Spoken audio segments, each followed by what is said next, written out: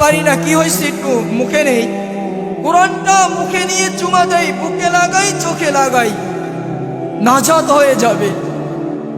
কোরআন কিন্তু আমাদের কাছে বড় মজলুম। কেমন?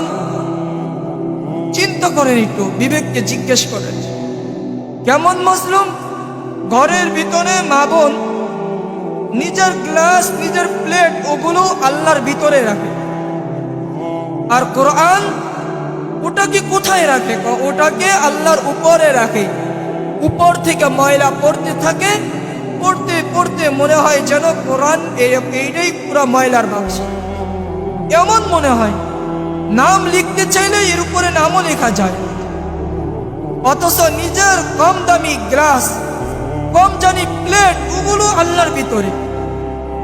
যেটা আল্লাহর ভিতরে রাখার দরকার ছিল ওটা বাইরে রেখে দিছে, আর যেটা বাইরে রাখার দরকার ছিল ওটা ভিতরে নিছে।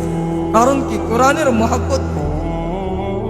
হায় হায় হায়, নিজের যে কাপড়, নিজের যুবকদেরকে বলি, যুবক, মাসে 3 মাস পর পর হলেও অন্তত পক্ষে নিজের মোবাইলের যে কাভার ওটা পরিবর্তন করো।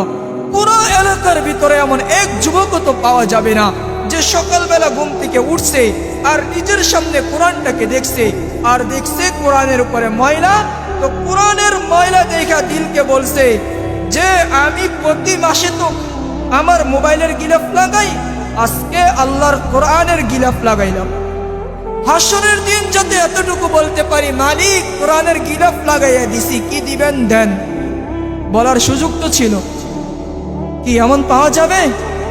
কি বলেন? এমনও তো পাওয়া যাবে না।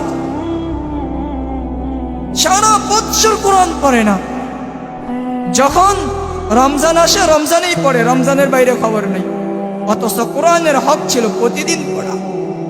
না পারলে কোরআনকে নাকে মুখে নিয়ে চুমা দেওয়া, ওটাও কিন্তু আমরা করি না। সুফিয়ান সাউরি রহমতুল্লাহি আলাইহির ঘটনা আছে, ওনার জমানায় এক লোক মারা গেছে।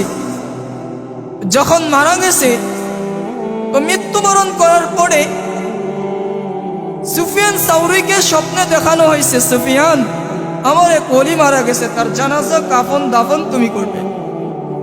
তুমি চলে গেছেন, খোঁজ করতে করতে দেখেন এক বৃদ্ধ লোক, একজন কৃষক, ও মারা গেছে। উনি কাফন পড়ালেন, গোসল করালেন, দাফন করবে। তো কবরে রাখতে গেছেন, রাখতে দিদি উনি বলেন কাআন্নাল মিসকা ইয়াফুর, কবরে রাখতেছিলাম আর জান্নাতের সুঘ্রাণ আমি পাইতেছিলাম, জান্নাতের সুঘ্রাণ বের হইতেছিল। উনি বলেন অবাক হয়ে গেলাম, সাধারণ একজন মানুষ, কৃষক লোক, বৃদ্ধ খনখনে বুড়া, ওর কবরে জান্নাতের সুঘ্রাণ আসলো, তো আসলো কোত্থেকে? বিদায় লোকদেরকে জিজ্ঞেস করছে ও কি আমল করতো, তো লোকেরা বলতেছিল আমাদের মতোই একজন মানুষ।